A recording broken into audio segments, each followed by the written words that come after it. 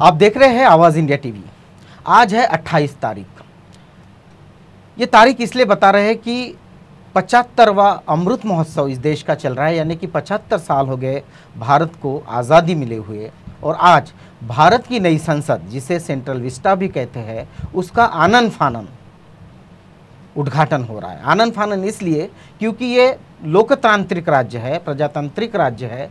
यहाँ सभी पक्षों को विश्वास में लेकर काम किया जाता है, लेकिन इस उद्घाटन के लिए किसी भी पक्ष विपक्ष किसी को भी विश्वास में नहीं लिया गया, उनसे बात नहीं की गई और आनन फानन में 28 तारीख चुनी गई। 28 तारीख क्यों चुनी गई? क्योंकि आज सावरकर इनकी 140वीं जयंती भी पड़ती है। आप सबको पता है कि सावरकर कट्टर हिंदुत्ववादी है। यहाँ तक कि हिंदुत्व की जो कॉन्सेप्ट है ये भी सावरकर की देन है।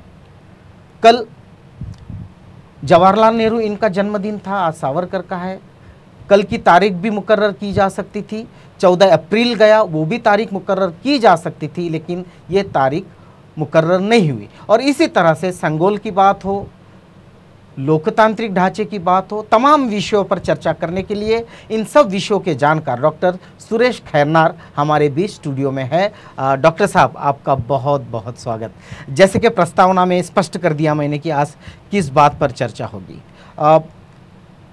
एक बड़ा मुद्दा सबसे पहले हम इसको लेंगे कि ये कहा जाता है कि ये जो पूरा प्रजातांत्रिक राष्ट्र होता है या प्रजातंत्र होता है, इसके मुखिया तीनों, चाहे लोकसभा के दोनों जो सदन हैं उसके मुखिया, तीनों सेना के मुखिया, ये महामहिम राष्ट्रपति होते हैं, चाहे वो महिला हो या पुरुष हो।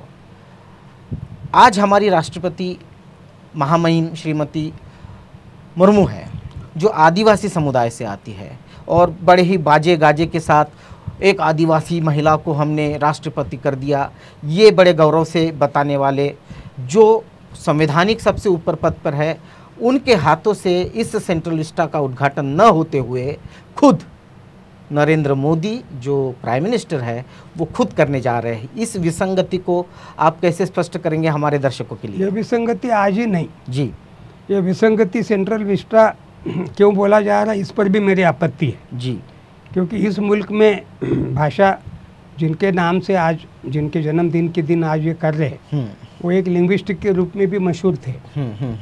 और मराठी हिंदी में नए नए शब्दों का कंट्रीब्यूशन देने का भी उनका, रेल को उन्होंने कभी रेल नहीं कहा, उसको अग्निरथ बोला। रेलवे स्टेशन को कभी रेलवे स्टेशन नहीं बोला, अग्निरथ विश्राम धाम बोला। गले में लटकाने वाला जो टाई होता है जिसको उन्होंने कंठ लंगोट कहा। ये शब्द प्रभु कहने वाले सावरकर के जन्म दिवस को अगर वो आज राष्ट्र को, हमारे संसद को अर्पण करने जा रहे, तो उसको सेंट्रल विस्टा नाम देना, मुझे पहली बात तो आपत्ति है। विस्टा का मराठी में एक अलग भी मतलब होता है, वो मैं कहना नहीं चाहता हूँ। जो सुधीजन सुन रहे हैं, जिनको मराठी आती है, उनको पता है विस्टा का मतलब क्या होता है। तो एक तो ये, क्योंकि एक तरफ भारतीयत्व, एक तरफ हिंदुत्व, एक तरफ राष्ट्रवाद, वो भी सांस्कृतिक राष्ट्रवाद, ये सब लफ्फाजी करने वाले लोगों के मुंह में इस ढंग से ये कॉकटेल शोभा नहीं देता है। मेरी पहली आपत्ति सेंट्रल विस्टा शब्दों को है। जब संसद शब्द है, दुनिया भर की सब बातें हैं, तो हमारे इस ढंग से ये खिचड़ी करने का क्या मतलब है? एक दूसरा, जो मैंने शुरुआत की है इस भवन के शिलान्यास की, उस समय एक दलित राष्ट्रपति थे जी, जिनका नाम रामनाथ कोविंद था। वो भी वायलेशन उस समय से किया गया। दलितों को लेकर दूसरी तरफ वोटों की राजनीति के लिए दुनिया भर का, बाबा साहब का जब जन्मदिन आता है उस समय किस ढंग से क्या क्या कैश करते रहते हैं संघ परिवार और ये सब लोग, वो जग जाहिर है। लेकिन वास्तविक रूप से रामनाथ कोविंद जी को भी दलित बोलकर राष्ट्रपति किया था कि देखो, हमने पहली बार संसद में किसी को राष्ट्रपति किया, तो हमने किया, कोविंद साहब को किया। कोविंद साहब को जिस भवन का आज उद्घाटन हुआ है उसके शिलान्यास के कार्यक्रम में नहीं बुलाया था। राम मंदिर जिस राम मंदिर को लेके इनकी आज पूरी इमारत खड़ी है सत्ता की, उस राम मंदिर के भी कार्यक्रम में कोविंद साहब उस समय राष्ट्रपति थे, तो उनको नहीं बुलाए जाने का इतिहास कोई बहुत पुराना नहीं है, सभी लोग मौजूद हैं, सबको पता है। वही राष्ट्रपति द्रौपदी मुर्मू जी को आदिवासी बोल बोल कर सबसे पहले उनको पॉलिटिकली खूब कैश किया गया, क्योंकि इतिहास में हम पहले लोग हैं जिन्होंने किसी आदिवासी को राष्ट्रपति, वो भी महिला को राष्ट्रपति।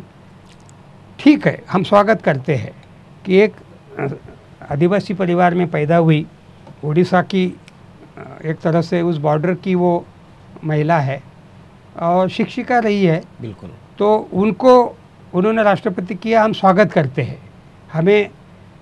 हम डॉक्टर राम मनोहर लोहिया को मानने वाले लोग हैं। लोहिया का सपना था कि कभी भंगिया हमारे देश का राष्ट्रपति बने, कभी कोई दलित प्रधानमंत्री बने। वो भी दिन हम देखना चाहते हैं कि सचमुच में कोई दलित प्रधानमंत्री बनेगा, कोई दलित और भी बड़े बड़े पद जो भी बचे हुए जिन पर जाए, हमें खुशी होगी, डॉक्टर लोहिया का सपना पूरा होगा। इसलिए राष्ट्रपति द्रौपदी मुर्मू जी को भले बीजेपी ने राष्ट्रपति पद का उम्मीदवार बनाया था, लेकिन हमें दिल से खुशी थी कि चलिए एक महिला एक राष्ट्रपति बनी है। लेकिन जिस ढंग से रामनाथ कोविंद जी को एक सेरेमोनियल, एक शो पीस के जैसा उनको बनाए रखा, उनको ड्यू रिस्पेक्ट नहीं दिया गया। ये जवाहरलाल नेहरू के ऊपर ये जो गाए बगाए आरोप करते रहते कि वो राजेंद्र प्रसाद जी को उचित सम्मान नहीं देते थे, वो दूसरों को कुछ नहीं समझते थे अपने आप को।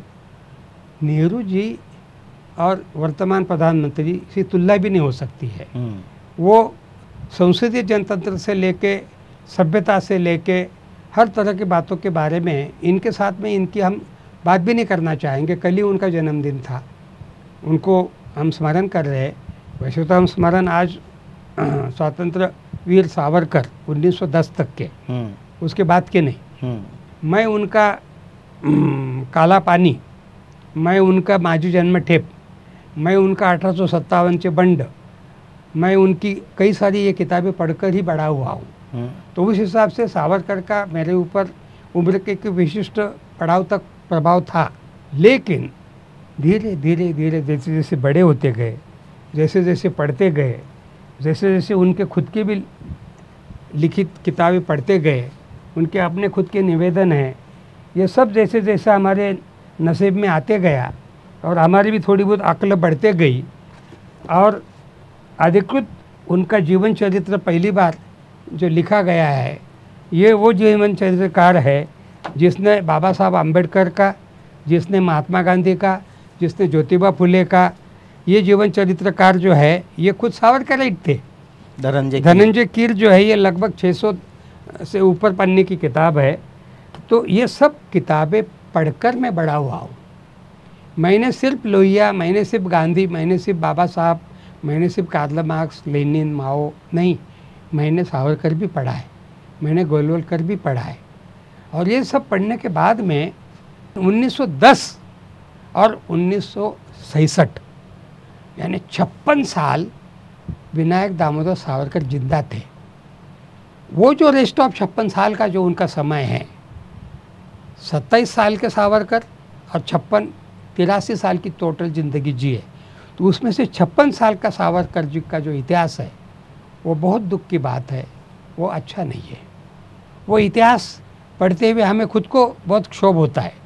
हम मानते हैं, हम भी आपातकाल में जेल में थे, हमको भी डंडा बेड़ी, हमको भी गले में और कमर में और दुनिया भर का क्या क्या, और उसमें आदमी टूटता है।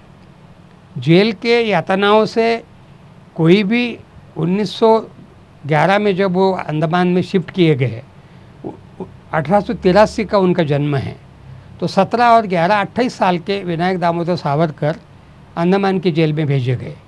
और मैं 1976 में जेल में गया और मैं 1953 का पैदा हूँ, तो मैं 23 साल का। मेरे से भी 5 साल बड़े थे विनायक दामोदर सावरकर, मैं उनसे 5 साल छोटा था। और मैं भी जेल के अंदर जब शाम के समय में मुझे जब डाला गया, और सबसे पहले तो कपड़े खोलकर आपको पूरा चेक करते हैं, वो ह्यूमिलेशन आपको जेल में घुसने से ही शुरू होता है। फिर वो कंबल देते हैं, जो कंबल ज़मीन उससे ज़्यादा ठीक होते इतना भयानक होता है, जिससे मुझे कई सारी तकलीफ़ें हो गई थी। वो जुएं होती है सफ़ेद वाली, वो पूरे आपके बालों के इसमें घुस जाती है। फिर वो खाना, वो जेल का जो भी कुछ, जेल ये जेल ही होता है। जेल कोई आपके लिए आराम का है या घर नहीं है, वो कोई भी जेल हो। अंडमान निकोबार 600 से ऊपर सेल थे उसमें, स्पेशली अंग्रेज़ों ने उसी के लिए उसको निर्माण किया गया, तो उसका नाम ही था सेलुलर जेल। 600 सेल थे, इसलिए सेलुलर जेल। ऐसा ट्रायंगल जैसा अभी संसद भवन है ना, उसका आकार पर भी मुझे ऑब्जेक्शन है। मुझे वो और अंडमान का जेल ये काफ़ी एक जैसे दिखते हैं। ये जो ट्रायंगुलर वाला जो दिमाग है, जो वर्तमान संसद जो है 544 संसद जहाँ बैठते हैं वो, और ये मैं उसकी डिज़ाइन से भी मेरी आपत्ति है। वो डिज़ाइन ही बिल्कुल ठीक नहीं है। वो एक तरह से मेरे लिए तो एस्थेटिक पॉइंट ऑफ व्यू से भी मैं उसको, मेरी आपत्ति है। वो जो भी अंग्रेज़ आर्किटेक्ट थे लिटन्स, और उन्होंने बनाया, और ये दोनों में ज़मीन आसमान का फ़र्क है। वो पूरे दिल्ली के उस एरिया के सौंदर्य को भी ये एक तरह से मैं कहता हूँ कि ये अशोभनीय है। ये जो ये विश्व के छाती पर आज से 90 साल पहले मूंग दलने वाला एक आदमी 30 जनवरी 1933 को जर्मनी में चांसलर बना था, ये बिल्कुल इसकी तर्ज पर 26 मई 2014 को इस देश में ये भी जर्मनी के ड्यूमा से ही चुन के आया था। इसको भी 36% ही वोट थे, ये भी 64% वोट इसको कम थे, ऐसे ही बटे हुए वोट होने के कारण। तो ये जो हमारे देश के छाती पर जनतंत्र के ही माध्यम से आया हुआ जो व्यक्ति है, जो व्यक्ति रामनाथ कोविंद जी की उचित सम्मान न करते हुए उनको शिलान्यास में नहीं बुलाया, यहाँ से शुरुआत हुई है। ये पहली बात नहीं है, मैं तो शुरुआत पीछे जाके करता हूँ। ये शायद कोविड का समय है और उनका नाम भी कोविद था। तो कोविड के समय में जो शिलान्यास का जो अकेले नरेंद्र मोदी दूल्हे जैसे वहाँ बैठे रहे, अंग्रेजी में इसको शब्द है नार्सिस्ट, खुद के ऊपर प्रेम करना, अपनी छवि को आईने में देख देख के खुश होना, अपनी फ़ोटो चारों तरफ लगा के खुश होना, इसको अंग्रेजी में साइको एनालिसिस करने वाले मनोवैज्ञानिक लोग इसको नार्सिस्ट बोलते हैं। अपने ऊपर प्रेम करना चाहिए, जो अपने ऊपर प्रेम नहीं कर सकता वो दूसरे पर भी नहीं कर सकता, ये भी एक कहावत है। इसलिए प्रेम जरूर करे, लेकिन इतना भी न करे कि अपने सामने राष्ट्रपति को भी तुच्छ समझे, अपने सामने लोकसभा के अध्यक्ष को भी तुच्छ समझे, अपने सामने उपराष्ट्रपति जो प्रधानमंत्री से ऊपर होता है, राष्ट्रपति 2 नंबर में उपराष्ट्रपति, उपराष्ट्रपति राज्यसभा का अध्यक्ष होता है। बिल्कुल। ओम बिरला वर्तमान के जो सभापति है लोकसभा के, ये सब को छोड़कर, और सबसे बड़ी बात आपने जिससे शुरुआत की, राष्ट्रपति द्रौपदी मुर्मू जी, क्या आपने ये क्या सिर्फ शोभा के लिए बनाया है? जानबूझकर आप आदिवासी और दलितों को इतना मूर्ख समझ रहे, वो भी 15%, ये भी लगभग 10%, तो ये 25-30% की आबादी को बेवकूफ़ बनाने के लिए सेरेमोनियल रूप में आपने कोविंद जी का पूरा कार्यकाल याद कर लीजिए। राम जन्मभूमि से लेके लोकसभा के शिलान्यास से लेके और भी कई तरह के बातों को छोड़ दो। क्या कोविंद साहब का नाम तो अभी कई बच्चों के मुंह में भी नहीं होगा। इस नाम का कोई आदमी यहाँ राष्ट्रपति पद पे विराजमान था 5 साल, ये भी शायद कई लोगों को याद रहेगा क्या, मुझे डाउट है। मुझे खुद को अभी याद करने में आपने मदद की है। बिल्कुल। ये हाल क्यों? क्योंकि उनको उन्होंने रखा ही वैसा, उनको ट्रीट ही वैसा किया। मुर्मू जी अभी राष्ट्रपति बनकर इतने दिन हो गए हैं। ये आज का दिन था जिसमें, और विरोधी दलों की मांग क्या थी कि राष्ट्रपति सर्वोच्च पद की, आपने कहा कि वो सेना दल की प्रमुख होती है, वो हमारे सभी दोनों संसदों को एक साथ उसका ज्वाइंट सेशन को वही संबोधित करेगी। इसी भवन में जब आने वाला संसद सत्र अगर होगा तो उसको एड्रेस भी कौन करेगी? राष्ट्रपति। तो फिर ये जो भूमि पूजन का, ये जो उस पत्थर के ऊपर अपना नाम लिख लेने का जो क्रेज़ है, ये जो बीमारी है, इसके वो शिकार है। नरेंद्र मोदी जी को जो अमर होने का जो एक तरह से जो एक बीमारी जो पकड़ी हुई है ना, अमर, हर चीज़ में वो अपना नाम देखना चाहते हैं। अभी ऑस्ट्रेलिया का सफ़र का आप पूरा याद करो, क्या अमेरिका का सफ़र का याद करो प्रधानमंत्री बनने के बाद। यानी कहीं भी जाने के बाद में ये जो एक नौटंकी वो करते रहते हैं, ये अशोभनीय है। मेरा उस दिन ऑस्ट्रेलिया का वो सब सिनेमा देखकर गर्दन नीचे हो रही थी। ये राष्ट्रपति, ये हमारे देश का प्रधानमंत्री है, ये जोकर है, ये क्या कर रहे हैं वहाँ पर, किस ढंग से लोगों से चिल्ला चिल्ला के क्या क्या करवा ले रहे हैं। ये अत्यंत हास्यास्पद, अत्यंत बाल बुद्धि वाले लक्षण हैं। इतिहास में ये जो लोग हो गए, यही इनके आदर्श रहे। जोसेफ मैज़िनी, ये बैरिस्टर विनायक दामोदर सावरकर के जो इटली के मुसोलिनी के गुरु, इटली का फैशिज्म का पूरा की पूरा जो इमारत जो खड़ी है, वो पूरी जोसेफ मैज़िनी के दर्शन के ऊपर खड़ी है। वो वंशवाद का, वो उच्च वंशवाद का, एक आर्यन वाला जो दिमाग इनका, जो गोलवलकर से लेके सावरकर से लेके सबके दिमाग में ये जो घुसा हुआ है, आर्यन आर्यन आर्यन। तो फिर द्रौपदी मुर्मू जी को आपने राष्ट्रपति क्यों किया भाई? आपको आर्य का इतना ही अभिमान था ना।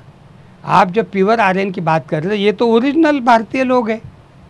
ये वो लोग हैं जिनको आप आदिवासी भी नहीं बोलना चाहते। ये आदिवासी प्रधान राष्ट्रपति नहीं, ये इनको वनवासी बोलते हैं, क्योंकि वनों में रहने वाले वासी। उनका जो संगठन है वनवासी आश्रम, वो उनको आदिवासी दर्जा देना इसलिए नहीं चाहते ताकि वो मूल निवासी हो जाएंगे। इनका क्लेम है। और विज्ञान के एमएससी थे माधव सदाशिव गोलवलकर, बनारस हिंदू यूनिवर्सिटी के प्रोडक्ट थे।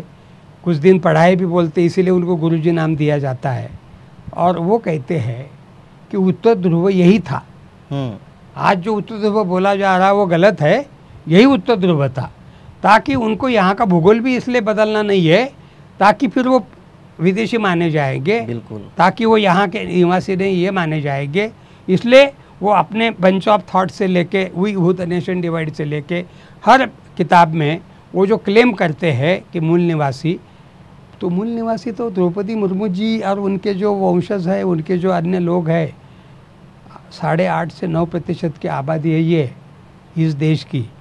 अगर 140 करोड़ अगर आबादी है तो वो 10 करोड़ और ये मिलाकर 15-16 करोड़ आदिवासी, दलितों को भी मैं कहूँगा, दलित भी, मतलब द्रविड़, जो पूरा हमारा भारत का जो दक्षिण वाला जो प्रदेश है लगभग, ये सब इस देश का मूल निवासी की अगर बात चलाते हैं। क्योंकि प्योर आर्यन की थियोरी एक चलाई थी इस बावले ने, और एक प्योर आर्यन की थैली चलाई है आज, जिनका 140वां जन्मदिन है। ये हिंदुत्व नाम की किताब का मैंने, क्योंकि ओरिजिनल हिंदुत्व नाम की किताब का मैंने जेरॉक्स किया हुआ है। ये ओरिजिनल हिंदुत्व नाम की किताब का जो, यही नागपुर का प्रकाशन है। ये इसी नागपुर के एक विश्वनाथ वकील थे कोतवाल नाम के, ये उनके द्वारा पहली बार प्रकाशित की गई। 1910 में पकड़े गए, 1911 में अंडमान में उनको ले जाया गया, और ये मजमून उनको 1910-11 से हिंदुत्व का इनके दिमाग में आया है। ये वो आदमी है जिस आदमी ने इस देश के बंटवारे की नींव डाली है। इस देश के बंटवारे की इस आदमी ने नींव डाली है। बैरिस्टर मोहम्मद अली जिन्ना को इस देश का बंटवारे का गुनाहगार बोला जाता है, लेकिन असली गुनाहगार आज जिनका 140वां जन्मदिन है वो है। उन्होंने ये किताब लिखकर, और एक नहीं दो नहीं, आज से कम 113 साल पहले, 113 साल पहले ये किताब को कॉइन किया है।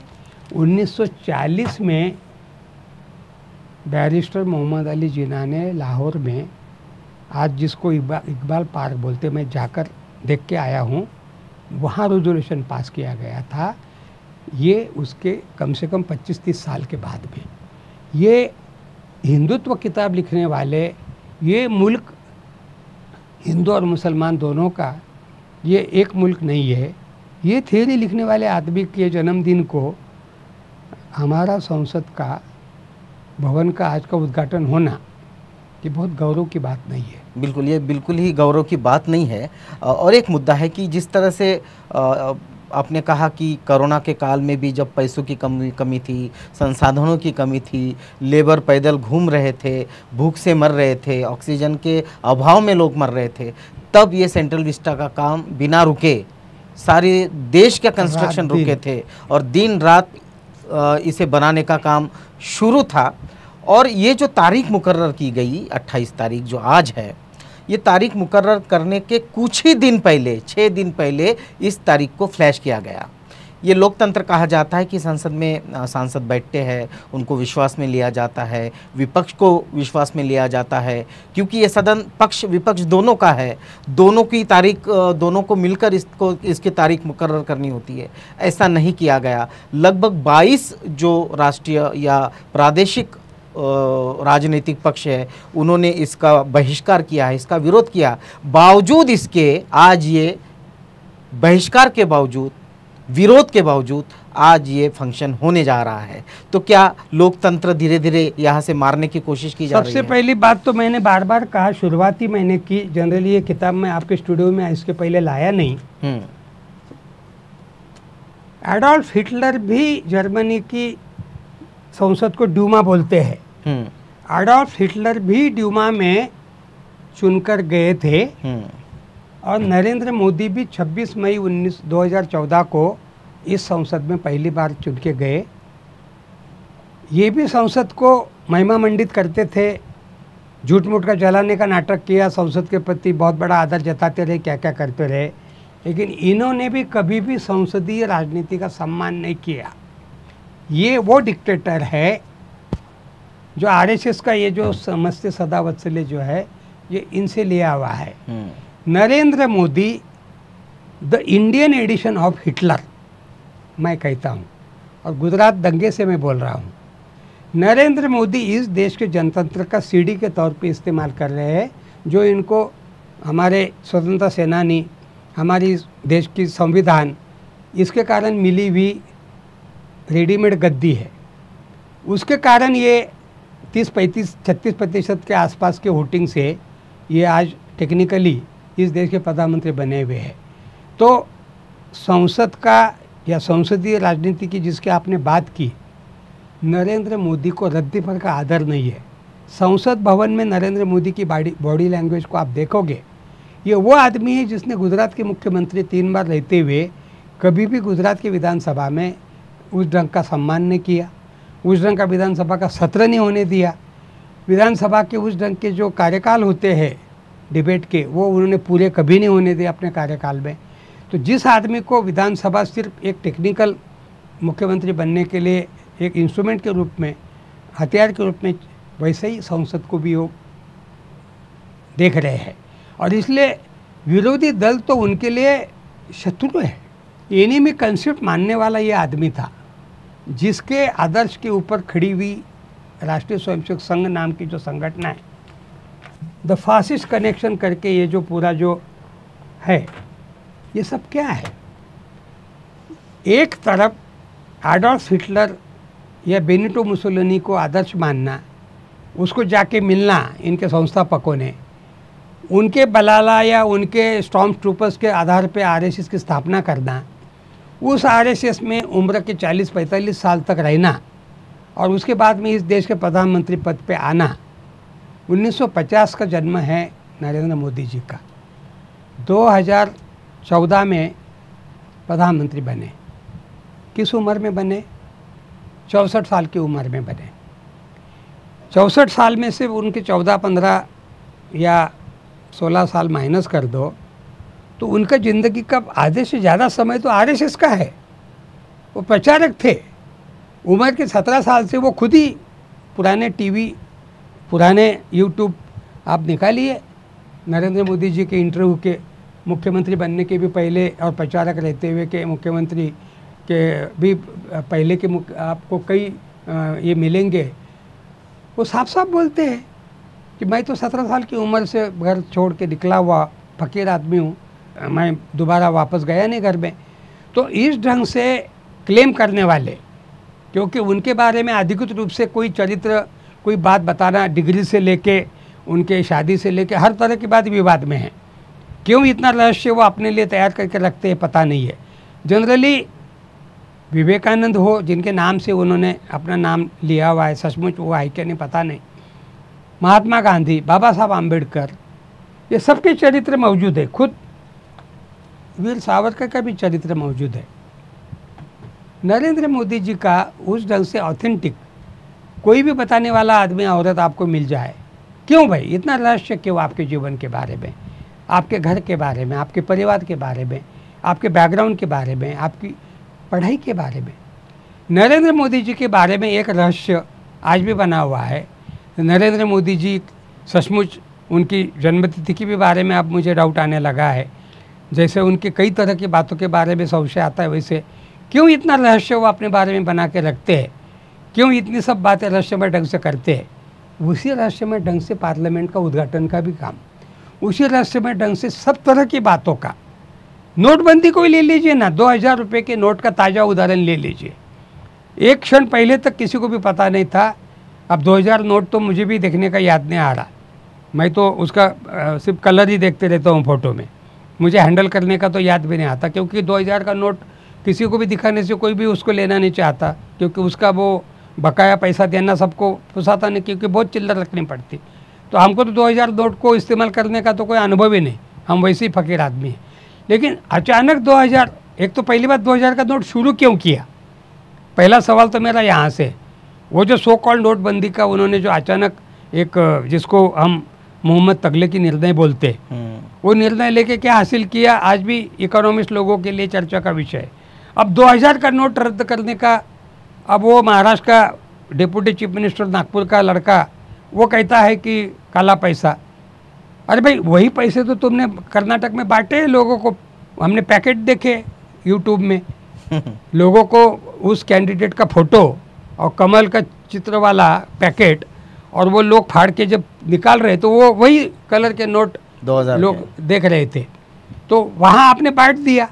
मैं तो ये कहूँगा आज आवाज़ इंडिया में इस बहाने कि आपने कर्नाटक के लोगों के ऊपर गुस्सा करके ये निर्णय लिया क्या कि जिन जिन के घर में 2000 के नोट आपने बांट के भेजे, पैकेट के पैकेट उपयोग में ना आए। आप ट्रांसपेरेंसी की बात बोल रहे हैं, आप करप्शन के खिलाफ की बात बोल रहे हैं, आप मैं ना खाऊंगा ना खाने दूंगा की बात बोलते हो, तब आपकी पार्टी की तरफ से आप इस ढंग से ये व्यवहार किए भी वीडियोस है। शर्म आनी चाहिए पार्टी विद डिफरेंस कहने वाली पार्टी को।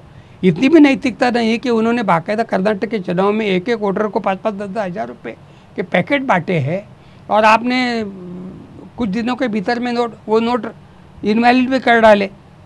तो इस ढंग से अजीब व गरीब निर्णय लेने वाला आदमी संसद भवन के उद्घाटन के समय में पहले राष्ट्रपति जी को आपने उस कार्यक्रम में न बुलाना, वर्तमान राष्ट्रपति जी, अच्छा उनको दलित के रूप में आपने खूब कैश किया, लेकिन उन 5 सालों में दलितों का क्या हाल हुआ, उन 5 सालों में कितने दलितों के ऊपर अत्याचार हुए। उसी यूपी में उन्हीं के राष्ट्रपति रहते हुए सहारनपुर का मशहूर दंगा है, बाबा साहब आम्बेडकर की जयंती मनाने को लेकर दंगा है, और वो कंटिन्यू चलते रहा। वो भी कबीर मठ में प्राइवेट जगह में बाबा साहब की छोटी सी मूर्ति लगाने को लेके, और वर्तमान मुख्यमंत्री जो उस समय भी पहली बार मुख्यमंत्री बने थे, और इनकी जाति के लोगों ने जिस ढंग से वहाँ नंगा नाच किया, और जो दलित जाति के लोगों को, महिलाओं को जो बदतमीज़ी से पेश आए, उनको लगातार जो तंग किया गया, काहे का दलित राष्ट्रपति। अभी आदिवासी की बात कर रहे हैं, मणिपुर में क्या चल रहा, आज मणिपुर जल रहा है। मणिपुर और नॉर्थ ईस्ट के आदिवासियों के साथ में आप क्या कर रहे हो। छत्तीसगढ़ में आपने हेलीकॉप्टर से गोलीबारी शुरू की है, आपने झारखंड से लेके दंडकारण्य लेके दुनिया भर के जो भी आदिवासी इलाके जहाँ के खदानों को कब्जे में करने के लिए, इसे अदानी को देने के लिए, आपने तो द्रौपदी मुर्मू को एक शोभा का पीस के रूप में रखा हुआ है। आपको 5वीं और 6वीं जो हमारी अनुसूची है उसको असल में आपको ख़त्म करना है। ये जो मणिपुर का जो तमाशा चल रहा है, ये मणिपुर का तमाशा नहीं है। मैं आवाज़ इंडिया के दर्शकों को बता दूं, नॉर्थ ईस्ट के बीजेपी के अधिकृत रूप से अगर कोई देखने वाले व्यक्ति है तो वो अमित शाह है। और अमित शाह का खुरापति दिमाग कैसा है, अमित शाह किस स्टैंडर्ड का आदमी है, नागपुर वाले भूल नहीं सकते, क्योंकि इसी नागपुर में एक जज की हत्या हुई है और भी दूसरी हत्याएं उनके नाम पे जमा है, वो अलग बात है। तो इसलिए नॉर्थ ईस्ट का जो पूरा जो नक्शा बिगाड़ने का काम जो शुरू हुआ है उसमें अमित शाह जी का संगीन रोल है। और मणिपुर उसकी ताज़ा तारीख में, आज मैं आपके स्टूडियो में बैठ के बात कर रहा हूँ, लेकिन मुझे आज भी मणिपुर में जो लोग अपने घरों को छोड़कर भागे हुए, जो लोग अपनी जान बचाने के लिए, अपने परिवार वालों की सुरक्षा के लिए आज मणिपुर में रास्तों पर बैठे हुए हैं, ये देखकर मेरे आंखों में आंसू आ रहे हैं। एक मुस्लिम राष्ट्रपति भी हो गया।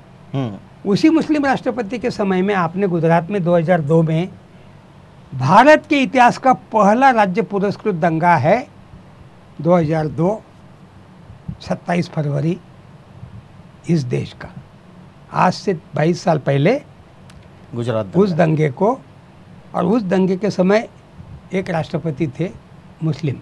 मैं ये उदाहरण जानबूझ के कॉन्ट्रास्ट दे रहा हूँ। आप एक तरफ दिखाने के लिए आपने मुस्लिम राष्ट्रपति किया, लेकिन उसी मुस्लिम राष्ट्रपति के कार्यकाल में आपने गुजरात का दंगा किया। नरोदा पटिया से लेके, गुलमर्ग सोसाइटी से लेके, बेस्ट बेकरी से लेके, बिल्किस बानो से लेके कितने जघन्य कांडों को आपने अंजाम दिया, और एक मुस्लिम राष्ट्रपति था। और उस मुस्लिम राष्ट्रपति ने गुजरात को विजिट भी की, उस मुस्लिम राष्ट्रपति ने दुनिया भर के कैंपों को विजिट भी की, और उसके बाद में उन्होंने क्या कहा, क्या बोला, उनको हक था एज ए राष्ट्रपति गुजरात की सरकार को बर्खास्त करने का। वो कम से कम पहल कर सकते थे, उस समय के मंत्रिमंडल को बोल सकते थे, भले मंत्रिमंडल एनडीए का था, कि भाई इसको बर्खास्त करो। उनके मुंह से मुझे ऐसा कोई वाक्य याद नहीं आता है। तो मुझे ऐसे मुस्लिम राष्ट्रपति, ऐसे दलित राष्ट्रपति, ऐसे, मैं उम्मीद कर रहा था द्रौपदी मुर्मू जी को अगर स्वाभिमान होता तो उन्होंने इस्तीफा दे देना चाहिए था। कोविंद साहब को स्वाभिमान था तो सहारनपुर के दंगे से लेके दुनिया भर के दलितों के जो बहुत भयंकर कांड है, अगर गिनाने जाऊंगा तो उसके लिए और 1 घंटा लगेगा। उसी उत्तर प्रदेश में वर्तमान मुख्यमंत्री के कार्यकाल में जितने दलितों के अत्याचारों के, मारने के, जलाने के, ख़त्म करने के किस्से हैं, इतने शायद यूपी के इतिहास में बहुत कम मिलेंगे। और उसके बावजूद भी उस दलित राष्ट्रपति ने, और वो भी यूपी के थे, उनका घर यूपी में ही था, वो घर उन्होंने आरएसएस को दान दे दिया है। और उसी आरएसएस की सेना हिंदू सेना है, उसी आरएसएस की सरकार है बीजेपी, उन्हीं की राज में ये सब होते जा रहा है। लेकिन उन्होंने भी कोई बहुत ऐसा स्टैंड लेता हुआ मुझे याद नहीं आता। मैं प्रार्थना करूंगा द्रौपदी मुर्मू जी से कि अभी वर्तमान में आदिवासियों के लिए बाबा साहब आम्बेडकर ने संविधान बनाते हुए जो 5वीं और 6ठी अनुसूची का प्रावधान किया था, उसको नष्ट करने के लिए द्रौपदी मुर्मू जी को इन्होंने टैक्टिकली उस पद पे बैठा है कि इस देश के सर्वोच्च पदाधिकारी को न बुलाना, उनको उस कार्यक्रम में हाजिर तक नहीं रहने देना, ताकि वो अगर हाजिर रहेगी तो फिर प्रधानमंत्री को उनके निचले पायदान पे बैठना पड़ेगा। इसलिए मुझे मालूम नहीं आज वो लोकसभा के अध्यक्ष भी है क्या नहीं, और मुझे नहीं पता कि वो उपराष्ट्रपति जो राज्यसभा के जो प्रमुख होते हैं, क्योंकि उपराष्ट्रपति भी प्रधानमंत्री से ऊपर होते हैं, तो मुझे नहीं मालूम कि आज वो भी उस कार्यक्रम में है क्या, मैं तो देखा नहीं हूँ। नरेंद्र मोदी जी को हमारी संसदीय परंपराओं से रत्ती भर का लेना देना नहीं है। जिस संसद की वो परवाह नहीं करते, जिस संसद में वो ढंग से डिबेट नहीं होने देते, जिस संसद में बगैर डिबेट से वो किसानों का बिल पास कर देते हैं, जिस संसद में दुनिया भर के वो कोविड से लेके दुनिया भर के ऐसे कई सारी ऐसी बातें, नोटबंदी जैसी बात है, जिस संसद को विश्वास में न लेते हुए वो ऐसे ऐसे निर्णय लेते हैं। नरेंद्र मोदी एडोल्फ हिटलर के बाद में इस देश का दूसरा तानाशाह है, जो डूमा में हिटलर संसद में चुन के जाने का नाटक करता था, ये भी संसद में चुन के जाने का नाटक करते हैं, लेकिन उस संसद का जैसा वो डूमा का आदर रत्ती भर का नहीं करता था, वैसे ही नरेंद्र मोदी भी हमारी संसद का आदर उनके दिल में रत्ती भर का नहीं है। बिल्कुल, वो संसद को स्टेपिंग स्टोन के तौर पे इस्तेमाल कर रहे हैं, लेकिन अपनी खुद की भीम से और अपने इर्द गिर्द अपने खुद के जो कुछ है यानी आपके कोविड के सर्टिफिकेट से लेके बच्चों के प्रमाण पत्रों से लेके ऐसी कोई सरकारी कागज पत्र नहीं है शायद, और वो गरीब लोगों को दिया जाने वाला राशन का कार्ड से लेके और दुनिया भर की जो भी सरकारी सहूलतें हैं, किसी में भी मेरे ख्याल से इस आदमी के सिवा कोई फ़ोटो मुझे नहीं दिखता है। आदमी ने अपने ऊपर प्रेम करना ही चाहिए, लेकिन इतना भी नहीं करना चाहिए कि उस प्रेम में आपने राष्ट्रपति को भूल जाना चाहिए, उस प्रेम में आपने उपराष्ट्रपति को भूलना है, उस प्रेम में आपने लोकसभा के अध्यक्ष को भूलना है, और उस प्रेम में आपने 25-20 विरोधी दल जो कभी सत्ता में आ सकते हैं, जो इस देश के प्रधानमंत्री भी बन सकते हैं, जो इस देश की सियासत संभाल सकते हैं, कुछ कुछ राज्यों में है बाकायदा उनके सरकारें जो इनकी आंखों में किरकिरी बने हुए हैं, क्योंकि ये उनके अधिकारों को कम करने का, किसी को ऑफिसर्स बहाल करने का अधिकार निकाल ले रहे, किसी को कुछ अधिकार निकाल ले रहे। ये संसदीय जनतंत्र के टेम्परामेंट के आदमी का लक्षण नहीं है, ये असंसदीय, ये एक तानाशाह का लक्षण है। बिल्कुल। आज आवाज़ इंडिया के लोगों को लग रहा होगा बार बार सुरेश खैरनार इस आदमी का क्यों किताब उठा रहे हैं। मैं जानबूझकर ये किताब पढ़कर देखकर लाकर आज लाया हूँ, क्योंकि मुझे आज का इवेंट के ऊपर इससे ज़्यादा दूसरा नाम याद नहीं आ रहा है। ये भी आदमी वैसा ही नार्सिस्ट था, ये भी आदमी खुद के ऊपर वैसा ही खुश था, और इसीलिए मैंने जब ये 26 मई 2014 को जब प्रधानमंत्री की शपथ ली, the fascist edition of India, ये मैंने लिखा है। हम आपको रोकेंगे क्योंकि इसको हम इवेंट कहेंगे, क्योंकि किसी एक आदमी को पत्र पे नाम आना चाहिए, इसी कार्यकाल में आना चाहिए, उनका ही नाम आना चाहिए। ये सब इवेंट आज के इवेंट में है, लेकिन सबसे महत्वपूर्ण बात है कि इसको धार्मिक रंग लाने की भी कोशिश जो है वो हो रही है। धार्मिक रंग इसलिए मैं बोल रहा हूँ क्योंकि ये धर्मनिरपेक्ष राष्ट्र है। हमने धर्मनिरपेक्षता की शपथ ली है, हमने हमारे प्रियम्बल में उस शब्द को इंक्लूड किया है धर्मनिरपेक्षता के बारे में, और इस तरह से आज के इस इवेंट में बार बार हिंदुत्व की बात जोड़ी जा रही है। जो धार्मिक अनुष्ठान हो रहे हैं जिसमें यज्ञ है, हवन है, ये सारी चीज़ हो रही है। और सबसे बड़ा मुद्दा जो है जिसे राजदंड या धर्मदंड कहा जा रहा है, वो एक प्रतीक है धर्म का, संगोल, दक्षिण भारत से ताल्लुक़ रखता है। शायद जैसे चर्चा चल रही थी, इसके ज़रिए वो दक्षिण भारत में घुसने का पूरा पॉलिटिक्स बना रहे हैं। लेकिन इस तरह के इस लोकतांत्रिक इवेंट में या समारोह में धर्म को जोड़ना, वेदों को जोड़ना, श्रुतियों को जोड़ना, यज्ञ को जोड़ना, यागों को जोड़ना, हवन को जोड़ना, धार्मिक ब्राह्मणों के हाथों से धार्मिक अनुष्ठान कराना, और इस तरह के धार्मिक दंड जिसको संगोल कहते हैं उसको भी इसमें लाना, इसको आप क्या कहेंगे? नरेंद्र मोदी हिंदू राष्ट्र के हिमायती है, ये कोई छुपी हुई बात नहीं है। नरेंद्र मोदी जो उम्र के 17 साल से आरएसएस के प्रचारक था, और आज भी मैं हूँ, ये वो जब बोलते रहते हैं उसी में ये सब कुछ आ जाता है। तो इसलिए ऐसे आदमी से मुख्यमंत्री के रहते हुए भी उन्होंने ली थी 2002 के अक्टूबर में, और उसमें उन्होंने आश्वस्त किया था, मैं नरेंद्र दामोदर दास मोदी आज से गुजरात का मुख्यमंत्री बनते हुए आश्वस्त करता हूँ कि मेरे प्रदेश में रहने वाले हर आदमी औरत के किसी भी तरह की जाति, धर्म, लिंग भेदभाव न करते हुए मैं तटस्थ रूप से मुख्यमंत्री का कार्य का भार का वहन करूँगा। ये शपथ 1 नहीं, 2 नहीं, 3 बार। क्या किया गुजरात में 26 फरवरी 2002, और पूरा इतिहास दुनिया को मालूम है। तो आवाज़ इंडिया में मैं 50 बार बोल चुका हूँ। उसके बाद में 26 मई 2014 को इस देश के सर्वोच्च पद पे उन्होंने शपथ ली। क्या शपथ थी?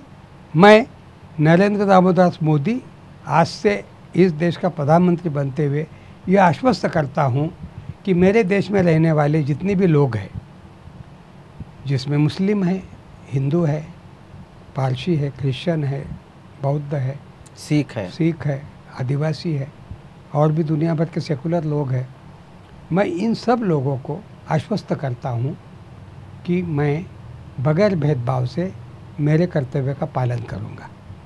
क्या कर रहे? राम जन्मभूमि, लव जिहाद, गोहत्या बंदी वाले गुंडों को खुली छूट देकर अखलाक से लेके जुनैद से लेके 100 से, ये आंकड़े इस्टेब्लिश आंकड़े बोल रहा हूँ, अननोन आंकड़े अपने को मालूम नहीं, जो न्यूज़ नहीं बनी वो अलग। 125 से 150 के आसपास लोग रास्तों पर, ट्रेनों में, खुली जगहों पर मारे गए हैं गाय के नाम पर। आपने किसके ऊपर क्या एक्शन ली है? फिर उसके बाद में आपने अभी ताज़ा जय बजरंग बली, एक प्रधानमंत्री पद पे बैठा हुआ आदमी जय बजरंग बली बोलते हुए एक शपथ लेता है कि मैं नरेंद्र दामोदर मोदी आज से बगैर किसी भेदभाव से, और ये आदमी वहाँ जय बजरंग बली के नारे देता है, ये आदमी जय श्री राम के नारे देता है। ये हमारे संविधान की, मैं कहता हूँ कि फुटबॉल जैसा हिटलर के ऊपर द डिक्टेटर नाम का एक बहुत बढ़िया सिनेमा है, द ग्रेट डिक्टेटर नाम का, मशहूर चार्ली चैपलिन ने उसमें हिटलर का रोल किया हुआ है, जिसके लिए उसको सजा भी मिली। विश्व के वो जो पृथ्वी का जो गोल होता है ना, उसको ऐसा ऐसा अपने टेबल पे रखे रहता है, उसके साथ खेलता है और उसके बाद में अपने पीछे वाले हिस्से से भी उसको उड़ाता है। ये क्लाइमैक्स है। नरेंद्र मोदी उसी ढंग से हमारे संविधान के साथ में कदम कदम पे खिलवाड़ कर रहे हैं, क्योंकि इस संविधान को इन लोगों ने कभी भी मान्यता नहीं दी है। इस संविधान में इन लोगों ने हमेशा कहा है कि ये संविधान हमारा संविधान हो नहीं सकता है। इसी में आर्टिकल है, इसी में कोट किया है, भीम स्मृति हमें मंजूर नहीं है, हम मनुस्मृति के हिमायती है। हमारे देश का 5000 साल पुराना संविधान मौजूद रहते हुए इस गुदड़ी की क्या ज़रूरत थी? ये देश विदेशों के संविधानों की नकल की हुई गुदड़ी है। और ये तिरंगा ध्वज जिसमें 3 रंग अशुभ है और एक एक रंग का उन्होंने जो क्लैरिफिकेशन किया है, ऐसे ध्वज को हम प्रणाम नहीं करेंगे। ये आरएसएस का सैद्धांतिक, हमारा संविधान लागू होने के दूसरे दिन का ऑर्गेनाइज़र पांचजन्य के आर्टिकल्स है लिखित में। जब इन्होंने हमारे संविधान को नकारा है, अभिनव भारत, इसी विनायक दामोदर सावरकर ने स्थापन किया हुआ संगठन, जिसको बाद में प्रज्ञा सिंह, कर्नल पुरोहित, इन लोगों ने रिवाइव किया, उस अभिनव भारत का भी आप प्रोसीडिंग देख लीजिए मालेगांव ब्लास्ट केस में, वो भारतीय संविधान को मानते नहीं है। ये ऐसे लोग हैं जो संविधान के सहारे सत्ता में तो आए, संविधान की शपथ लेके मुख्यमंत्री प्रधानमंत्री तो बनते हैं, लेकिन संविधान को कितना आदर देते हैं ये आपको उठाए हुए लोगों को दुनिया भर के अत्याचार चलने वाले केसेस में, दंगों में और कितने सारे निर्णय असंवैधानिक ढंग से लेने में, हमारे योजना आयोग को बर्खास्त कर देने से लेकर नोट, कौन सी बातें संवैधानिक तौर तरीके से इन्होंने निभा के की है, कौन सी बात में इन्होंने संसद को, कौन सी बात में इन्होंने जनतंत्र को, डेमोक्रेसी को, इवन इनकी पार्टी इंट्रा पार्टी डेमोक्रेसी बाकी छोड़ दो, वो जो कौन बैठा हुआ है अध्यक्ष उनका नड्डा नाम का, वो तो एक खाली दिखावे के लिए है।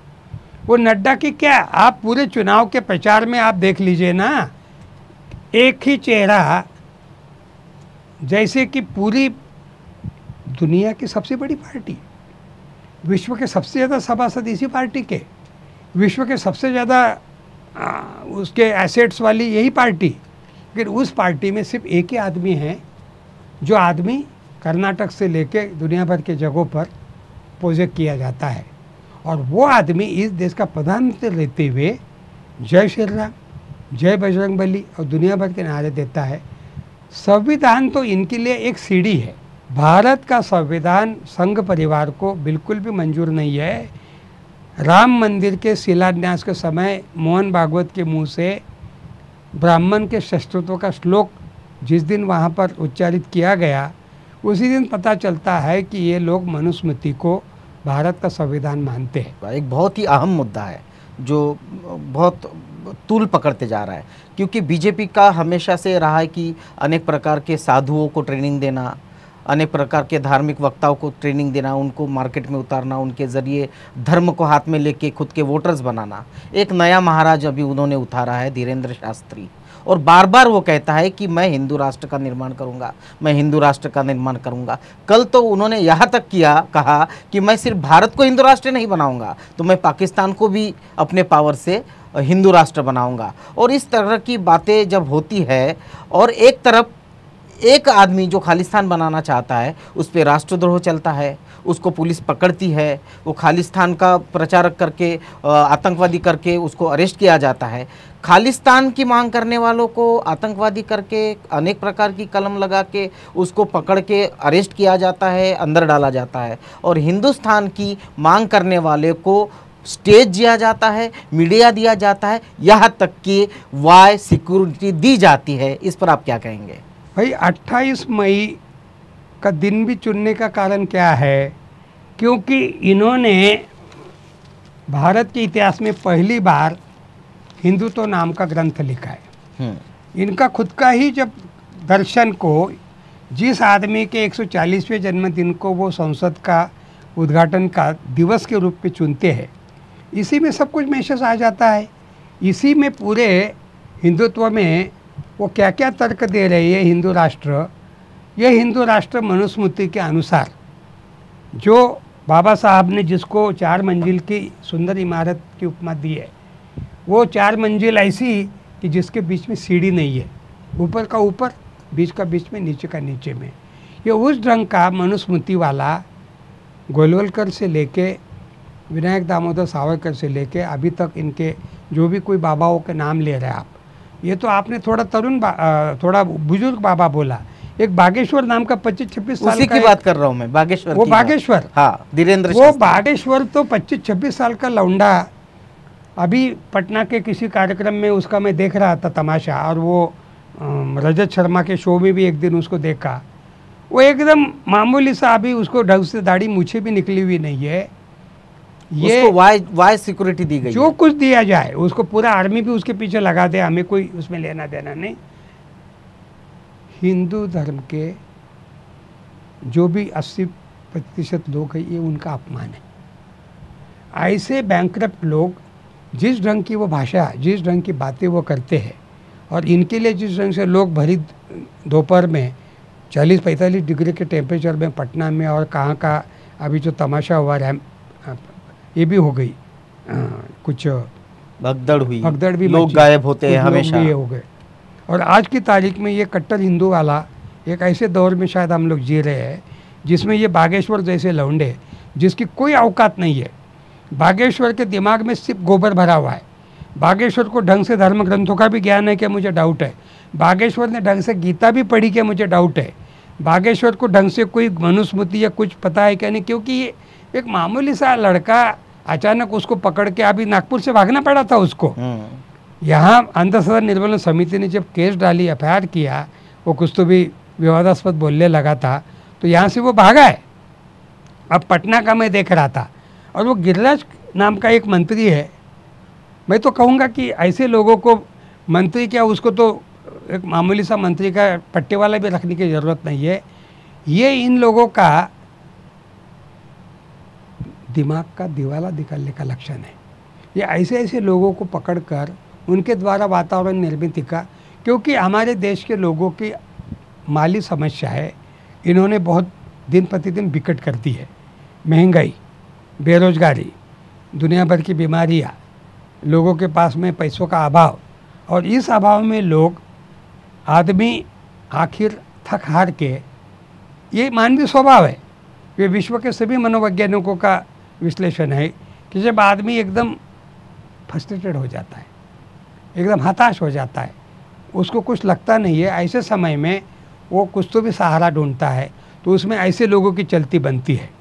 तो विश्व के इतिहास में इस ढंग के राष्ट्रपति से लेके धीरेन्द्र ब्रह्मचारी से लेके वो एक आसाराम नाम का अभी बलात्कारी जेल में, राम रहीम है, राम रहीम बहुत है, संत है, बहुत है, संत क्यों कहे उनको, ऐसे बहुत मदारी टाइप के लोग हैं जो लोगों को बेवकूफ़ बनाने का, लोगों की भावनाओं के साथ खिलवाड़ करके उनको जिनकी जगह जेल होनी चाहिए।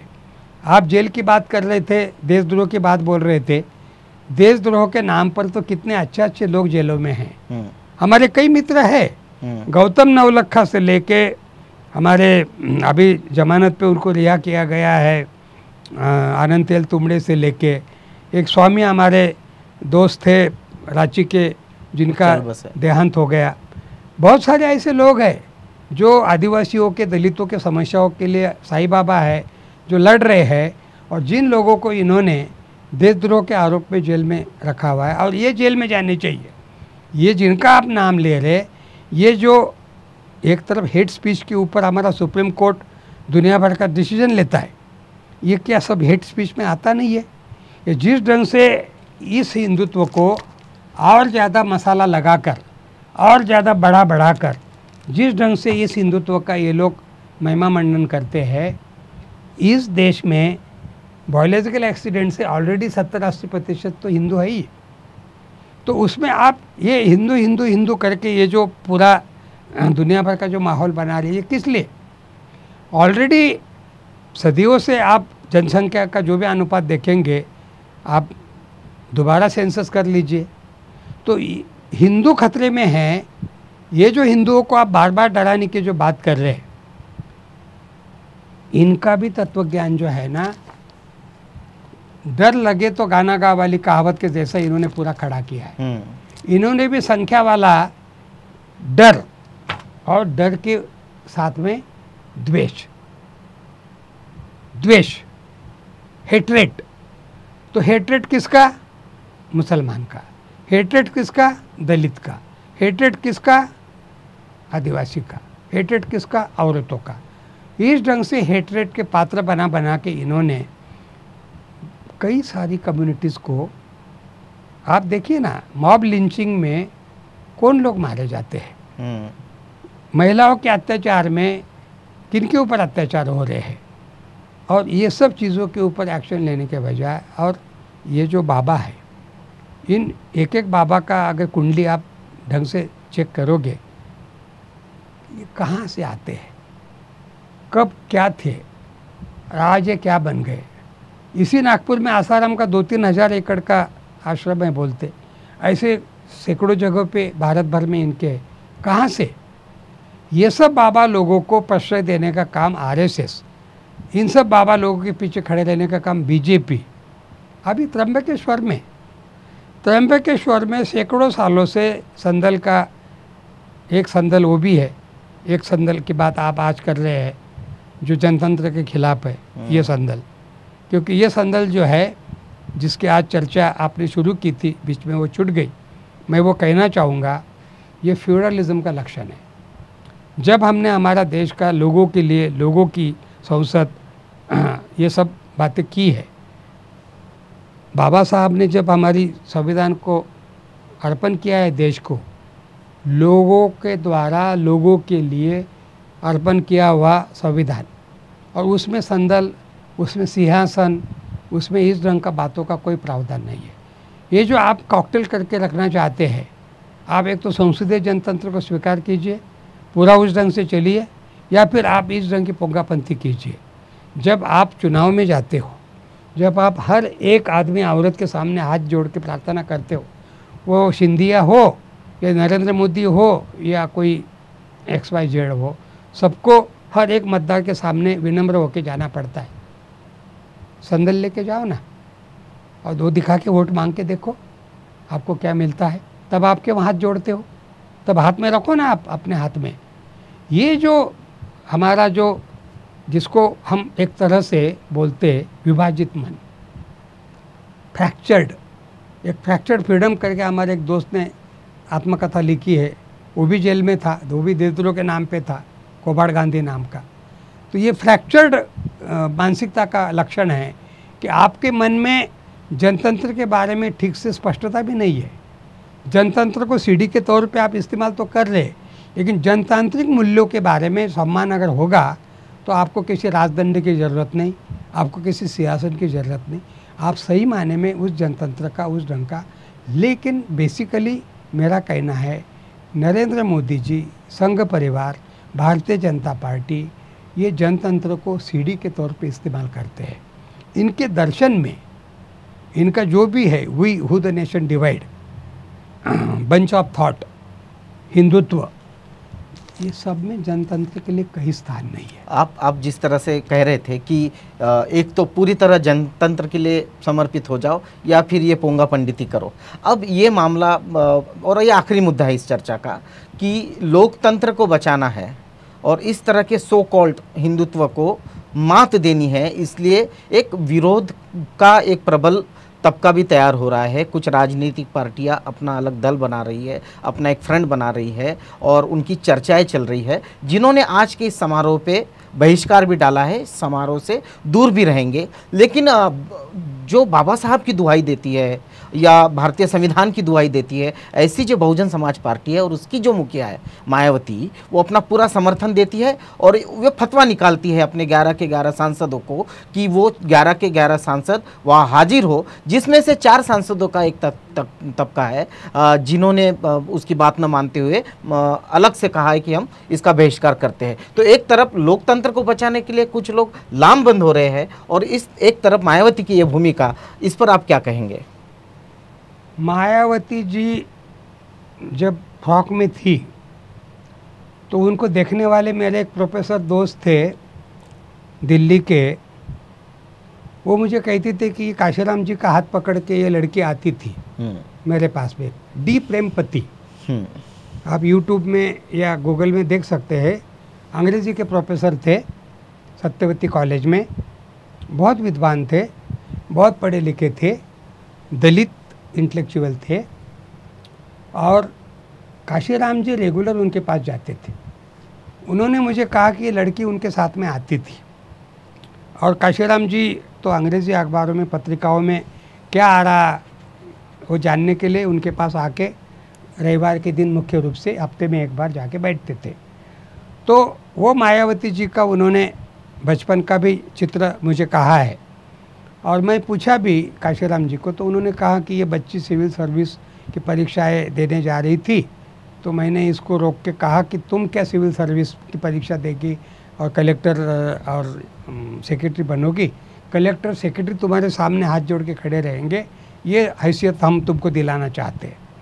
और मायावती जी का भाग्य, शायद यूपी की 4 या 5 बार वो 4 बार मुख्यमंत्री रहने का रिकॉर्ड है उनके नाम पे, बनी।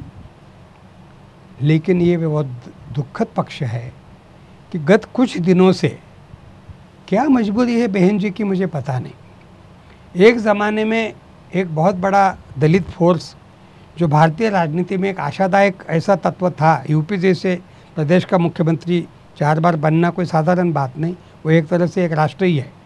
और वो महिला आज कई दिनों से हम देख रहे हैं डरी हुई, सहमी हुई, घबराई हुई और आत्महत्या की तरफ जाने वाली व्यक्ति जैसी मानसिकता में मुझे नज़र आ रही है। मायावती जी की क्या मजबूरी है मुझे पता नहीं है, वो क्यों इस ढंग से कॉम्प्रोमाइज़ के पॉलिटिक्स में आ गई। कुछ लोग कहते हैं कि उन्होंने बेतहाशा करप्शन किया था, मुझे नहीं मालूम।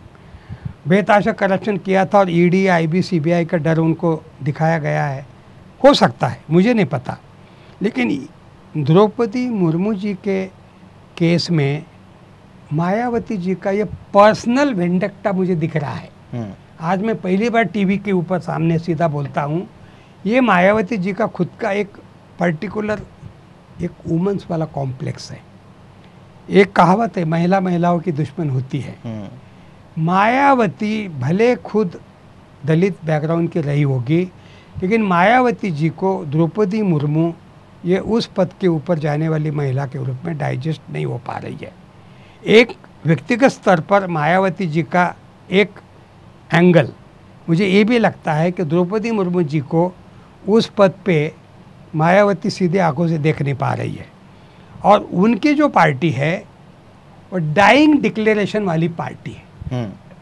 आने वाले दिनों में आपको बाद में बच्चों को बताना पड़ेगा कि भारतीय बहुजन समाज नाम की कोई पार्टी थी।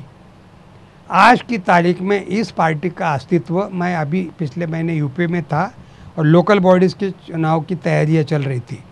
उसमें मैं सबसे कमज़ोर जुलूस, कई जुलूस देखे मैंने, और 5 या 6 लोगों का एक जुलूस, तो मैंने पूछा ये किसका है, तो बोले ये बीएसपी का है। तो मैंने उनकी वहाँ जनाधार या उनका जो कुछ अस्तित्व है वो कितना है वो मैं अभी अपने आंखों से देख के आ रहा हूँ। तो ये आने वाले दिनों में मेरे ख्याल से समाप्त होने के कगार पे, और शायद मायावती जी ने खुद तय कर लिया है कि मेरे आंखों के सामने ही इस पार्टी का जो कुछ अंतिम क्रियाकर्म करके मुझे जाना है, ये आत्महत्या की तरफ जाने वाली राजनीति का क्लासिकल एग्जाम्पल है। बहन जी मायावती जिनका नाम है, बहुजन समाज पार्टी जिन्होंने एक ज़माने में एक अच्छा राजनीतिक एक उछाल इस देश में मारा था। हमारे जैसे परिवर्तनवादी लोगों को लगा था कि हमारे देश के दलितों के लिए बाबा साहब के सपनों का भारत, क्योंकि रिपब्लिकन पार्टी के इतने सारे धड़े होने के बाद में बीएसपी की तरफ से हमको आशा की किरण नज़र आ रही थी। लाखों लोगों को हमने बीएसपी के सभाओं में जाते हुए देखा है, लेकिन हमें बहुत पीड़ा होती है कि बीएसपी का वर्तमान जो स्टैंड जो बहन जी ने लिया है, और मैं उन सांसदों का अभिनंदन करना चाहूँगा जिन्होंने अपनी रीढ़ की हड्डी है इसका परिचय दिया है। दानिश अली के नेतृत्व में कुछ सांसद नहीं जाने वाले हैं। खुशी की बात है। दानिश अली मुझे जनवरी में दंडवती जी के कार्यक्रम में मिले थे। दानिश अली से मेरा पहली बार एक 1-to-1 मिलना हुआ। हम साथ में महाराष्ट्र सदन में चाय भी पीते हुए बैठे, कुछ देर बाद भी कि उन्होंने मेरा नंबर लिया, मैंने उनका लिया, और उन्होंने कहा कि सर बाबा साहब के साथ साथ मेरे ऊपर लोहिया का भी उतना ही प्रभाव है, और इसलिए मैं बहन जी के हर निर्णय से मैं सहमत नहीं हूँ। ये बात उन्होंने उस समय मेरे से व्यक्तिगत रूप से बात करते हुए की थी। अगर दानिश इसमें है तो मैं आवाज़ इंडिया के बहाने दानिश का अभिनंदन करना चाहूँगा। यंग है, मेरे से 10-20 साल छोटा है, तो इसलिए दानिश के नेतृत्व में अगर उन सांसदों ने ये भूमिका ली है तो मुझे खुशी हो रही। और उस दिन जो दानिश मेरे से बात कर रहे थे महाराष्ट्र सदन में, वो इसका मतलब दानिश ईमानदारी से बोल रहे थे, और दानिश ने कहा कि इस देश का अगड़े पिछड़ों का सिद्धांत जिस आदमी ने कॉइन किया, जिसका नाम था डॉक्टर राम मनोहर लोहिया, और बाबा साहब आम्बेडकर जिन्होंने दलित समस्या को लेकर इस देश में एल्गार चलाया, ये मेरा आदर्श है। तो वो दानिश अगर इस बात पे आज कायम है, और वो अगर उस ढंग के संसद में अपने गुट को लेकर लीड कर रहा है, तो मैं तहे दिल से दानिश का आवाज़ इंडिया के बहाने मैं अभिनंदन करना चाहूँगा। और दानिश को भविष्य है, क्योंकि दानिश को मैंने उस दिन दंडवती जी के ऊपर बोलते हुए देखा। दानिश की राजनीतिक समझ उसकी उम्र की तुलना में मुझे बहुत अच्छी लगी। बहन जी ने ये स्टैंड लेकर रही सही भी आशा समाप्त कर दी है। मुझे लग रहा था कि जो कुछ उनकी अपनी मर्यादा होगी, कुछ मजबूरी होगी, कुछ होगी, लेकिन ये जो संसद के उद्घाटन के कार्यक्रम में उन्होंने जिस ढंग से स्टैंड लेकर, जिस ढंग से वक्तव्य भी उनके मैंने देखे, बहुत निराशाजनक है। और मुझे खुद को बहुत दुख हो रहा है, क्योंकि उत्तर भारत में दुर्लभ से रिपब्लिकन पार्टी का उस ढंग से उतना पहुंचा नहीं था। उसकी क्या मर्यादा थी वो पता नहीं, वो अलग संशोधन का विषय है। लेकिन उत्तर भारत में काशीराम जी के बहाने, भले वो महाराष्ट्र से पूना से नौकरी करके यहीं से बाबा साहब और दुनिया भर का दलित डिस्कोर्स पढ़ के गए थे, और एक बहुत अच्छी उन्होंने दलित राजनीति के परिप्रेक्ष्य में, पिछड़ों के राजनीति के परिप्रेक्ष्य में, बहुजन के राजनीति के परिप्रेक्ष्य में मायावती जी उस ताबूत के ऊपर आखिरी कील मारने का काम कर रही है। ये बहुत दुखद पक्ष है। जिस मायावती जी को काशीराम मुख्यमंत्री नहीं बने कभी, काशीराम जी खाली बहुजन समाज पार्टी के संस्थापक या मार्गदर्शक ही रहे, वो कभी नहीं गए। मेरे ख्याल से वो किसी मंत्री पद पे भी नहीं गए, सांसद वगैरह बने थे, लेकिन मुझे यहाँ तक याद आ रहा उन्होंने कोई पद नहीं लिया था। उन्होंने इस महिला को एक तरह से अपना एक राजनीतिक आगे का, लेकिन बहुत दुख की बात है, अपनी आंखों के सामने मायावती अपनी राजनीतिक आत्महत्या कर रही है। ये मुझे पीड़ा के साथ कहना पड़ रहा है। उनकी लाख कमियां होगी, उनके कई तरह के कार्यशैली में फर्क होगा, लेकिन दलित होने के नाते मुझे उनके प्रति आदर था। दलित होने के नाते मुख्यमंत्री के तौर पे उन्होंने जो जो कुछ उत्तर प्रदेश में कुछ काम किए थे, कुछ सराहनीय भी काम थे। काफ़ी दलितों को आत्मविश्वास भी उन्होंने दिलाया था। लेकिन उत्तर भारत में दलित राजनीति का इस ढंग से ख़त्म होना, इस ढंग से उसका आत्महत्या के कगार पर चले जाना आज की तारीख में, और कौन इस आदमी के जन्मदिवस के बहाने, जिसका आज 140वां जन्मदिवस है और जिसके जन्मदिवस में उत्तर भारत इस देश का एक बहुत बड़ा इम्पोर्टेंट एरिया होता है, जिसमें दलित राजनीति से बहुत बड़ी उम्मीदें थी, है। मायावती को मैं आखिरी व्यक्ति नहीं मानता हूँ, और भी कई शायद अनाम नाम होंगे कि जो आने वाले दिनों में उम्मीद करते हैं कि उनमें से आशा की किरण कुछ निकल सकती है। लेकिन मायावती जी का उन्हीं के ज़िंदगी में जिंदा रहते हुए इस ढंग से राजनीतिक पतन मुझे देखना पड़ रहा है, ये मुझे बहुत दुख हो रहा है। और मायावती जी के बारे में मुझे आज जो भी रहा सा मेरे मन में कुछ आदर बचा था, वो मायावती जी ने आज के इस निर्णय से वो लगभग ख़त्म कर दिया है। और उन सदस्यों को जिन्होंने ये हिम्मत करके अपना अलग गुट बना के बहिष्कार का निर्णय लिया है, उनको मैं अभिनंदन करना चाहूँगा। बहुत धन्यवाद। आज के दिन दुर्दैव से जिस ढंग से ये पूरा चर्चा हमारा आज चला है, जिस सावरकर के जन्मदिन को चुनकर आज ये सब निर्णय लिया गया है। 5 मई गौतम बुद्ध का भी जन्मदिन था, 14 अप्रैल बाबा साहब का भी था, रमाबाई का था अभी कल परसों ही, कल की बात है। तो इसलिए दिनों की कोई कमी नहीं थी, कोई भी तिथियाँ चुन सकते थे। कल नेहरू जी का भी था। हमें कोई आपत्ति नहीं है आप किसके जन्मदिन को क्या करते हैं, लेकिन ये जो आज किया गया है, ये भारतीय संसदीय इतिहास के लिए मैं कोई बहुत अच्छा लक्षण मानता नहीं हूँ। और इन्हीं के कदम के ऊपर नरेंद्र मोदी जी की अगर जाने की इच्छा है तो इनका 30 अप्रैल 1945 को जो हश्र हुआ वो नरेंद्र मोदी जी का न हो, क्योंकि मैं जनतंत्र मानता हूँ। वो जनतंत्र के द्वारा ही उस पद से हटाए जाने चाहिए। और उसके लिए मैं सभी विरोधी दलों को 28 मई 2023 के दिन विनम्र प्रार्थना करना चाहूँगा, इस आदमी को बाबा साहब आम्बेडकर ने दिए हुए संविधान के द्वारा हमारी संसद से ही इसको निकालना ये सबसे सर्वोत्तम मार्ग होगा। ये दिन ये कसम खाकर जो भी कुछ दल है, जो भी गए, उनका जो कुछ मजबूरी होगी वो छोड़ दो, लेकिन आने वाले दिनों में कर्नाटक मॉडल, भारत के आने वाले आगामी लोकसभा चुनाव में ये तो ऐसे दिन आते जाते रहेंगे। ऐसे संसद बहुत बनने के भविष्य में बहुत सारे चांसेस है।